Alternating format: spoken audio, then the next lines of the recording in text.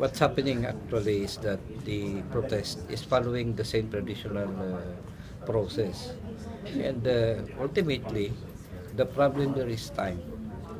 If the PET, the Presidential Electoral Tribunal, will really make the process faster for that.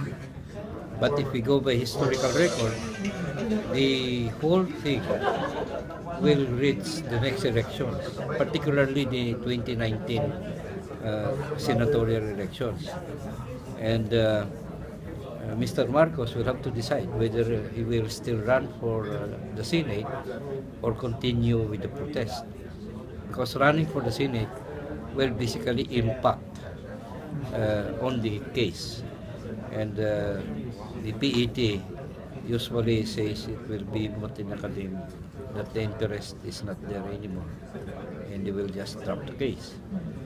So that is a real risk that the Marcos camp will have to face. The tactics, I think, now is trying to push the PET to make the process faster. That's the reason behind the proposal of 3 simultaneous commissioners to handle the cases.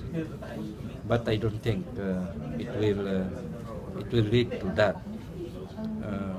One of the consideration, I think, if we are to be, if the PET is to be logical about its procedure, is that they will really make sure that anything they do and say will be non-controversial, meaning it will give leeway to the two sides, and that would eventually end up fighting over every ballot that will be read, and you can imagine the time that will be spent. So the possibility of a Marcos being proclaimed, for example, is not due to the content or the substance of the protest. The more important element is time. Will it reach that point where they can, end the whole process of recount?